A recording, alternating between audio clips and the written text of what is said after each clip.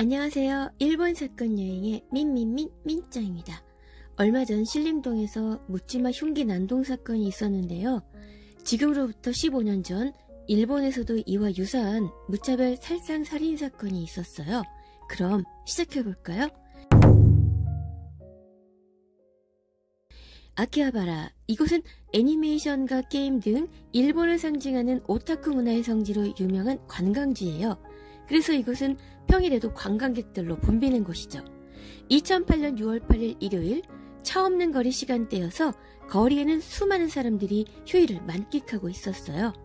JR 아키하바라역에서 3분 거리에 교차로가 있는데 왼쪽은 간단묘징 도우리, 아래쪽은 주오도우리예요.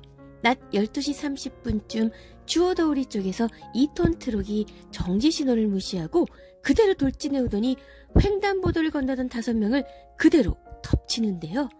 트럭 운전자는 맞은편 차선에서 오던 택시와 부딪힌 후 차를 멈춰 세우더니 내렸어요. 이때까지만 해도 경찰관과 행인들은 단순 교통사고인 줄 알고 트럭에 치인 사람들을 구하기 위해서 이쪽으로 다가왔죠. 근데 그 트럭 운전사는 미리 준비해간 단검을 빼들고 괴성을 지르며 눈앞의 시민들을 무차별적으로 찌르기 시작했어요. 뒤쫓아온 경찰관 오기노 히사시는 진압봉으로 범인과 대치하다가 왼쪽 가슴과 옆구리 모두 3곳을 칼에 찔렸지만 방검복 덕분에 큰 부상을 입지는 않았어요. 오기노가 권총을 뽑아서 겨누자 범인은 체념한 듯 더 이상 저항은 하지 않고 흐느껴 울었다고 해요. 불과 10여 분 사이에 일어난 이 사건은 헤이세이 최악의 무차별 살상 살인 사건으로 남게 돼요. 사망자 7명, 부상자 10명. 희생된 7명은 10대에서 70대까지로 대학생, 회사원, 요리사, 퇴직의사 등 우리의 평범한 이웃들이었어요.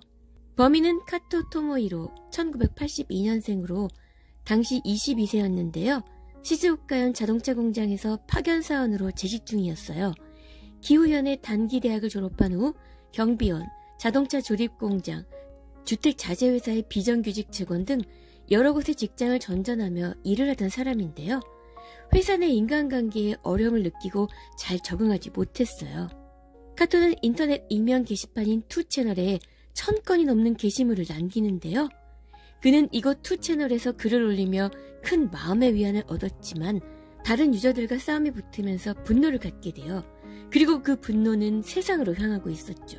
결국 6월 8일 새벽 5시 21분 범행을 예고하는 글을 올리는데요. 아키하바라에서 사람을 죽일 겁니다. 차로 사람을 치고 차를 쓸 수 없게 되면 나이프를 사용할 겁니다. 모두 안녕히 계세요. 라는 내용이었죠. 카토는 아버지, 어머니, 남동생 이렇게 4인 가족인데요. 어머니는 교육열이 너무 지나쳐서 장남이 카토가 어릴 때부터 학원 이곳저곳을 다니게 했어요. 친구를 집에 데려오거나 친구 집에 놀러 가는 것도 일체 못하게 하고 TV도 애니메이션 도라에몽 외에는 못 보게 했다고 해요. 카토에게 공부와 관련된 질문을 하고 반드시 10초 이내에 대답을 하도록 10, 9, 8, 7, 6, 5 이렇게 카운트다운을 하기도 했죠. 시험을 못 본 날은 카토를 때리고 신문지에 밥만 덩그라니 나누고 먹게 하기도 했어요. 카토는 고등학교에 들어가면서 결국 폭발해서 어머니에게 반항하고 공부에 손을 놓게 돼요. 그는 어머니가 바라던 4년제 대학은커녕 단기 대학도 간신히 들어가게 됐죠. 고등학교 졸업 앨범 뒤에 카토는 신 에반게리온에 나오는 아야나미 레이의 대사를 써놓는데요. 나는 당신의 인형이 아니야. 이 한 줄로 유년 시절의 카토가 어떠한 심정이었을지 짐작가는 대목이죠. 일본어 표현 중에 카치구미와 마키구미라는 단어가 있는데요. 사회적 승자와 사회적 패자라는 의미로 사용되는 단어예요. 이 단어는 1990년대 이후 일본에서 사회적 격차가 커지면서 널리 쓰이게 되었죠. 카토는 범행 며칠 전 투채널에 이렇게 썼어요. 사회적 승자는 모두 다 뒤져버려라.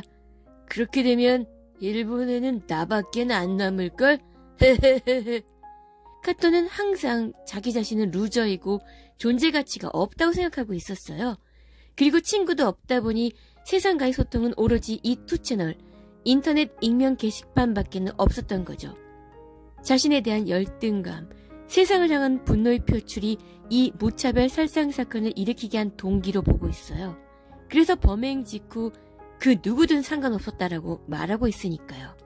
2011년 3월 24일 1심에서 사형이 선고되는데요. 카토의 국선 변호인은 항소하며 범행 당시 그는 심신미약 상태였다고 주장했지만 인정되지 않았고 2012년 9월 12일 도쿄 고등법원 재판부도 그대로 사형 판결을 유지했어요. 같은 해 9월 25일 카토의 변호인이 상고했지만 2015년 2월 2일 최고재판소 대법원에서 상고를 기각하면서 사형이 확정되었어요. 그리고 14년 만인 2022년 7월 26일 오전 카토의 사형 집행이 되었어요. 그는 향년 39세였죠. 일본은 메이와쿠의 문화가 매우 강해서 타인에게 피해를 끼친 사람, 즉 가해자의 가족이 사회적 매장을 당하는 강도가 한국보다 훨씬 센 편이에요. 카토 토모히로의 가족 역시 예외가 아니었죠. 사건 직후 카토의 부모님은 카메라 앞에서 사과를 했고요. 카토의 아버지는 직장에서 잘리게 되어 가족들은 자주 이사를 다녀야 했고 두꺼운 커튼을 치고 전기불도 켜지 못한 채 숨어 지냈다고 해요. 동생 카토 유지도 그의 회사 앞까지 기자들이 자꾸 찾아오자 결국 직장을 그만둬야 했죠. 인터넷에 가족의 이름도 모두 공개되어 버린 탓에 금세 흉악범의 동생이라는 것이 알려지게 되면서 인간관계를 맺기가 어려워지고 고립된 삶을 살게 돼요. 카토 유지는 어쩌다 마음에 드는 여자를 만나 연애를 해도 여자 쪽 가족의 반대로 결혼은 번번이 무산되었다고 해요. 그렇게 6년 가까이를 고통받던 동생 유지는 마지막으로 수기를 작성해서 잡지사 주간 겐다이에 보내게 돼요. 아래는 수기의 일부인데요. 죽을 이유를 이겨낼 만한 살 이유가 없다. 그리고 일주일 후인 2014년 4월 11일 동생 유지는 자살로 생을 마감했어요. 향년 28세.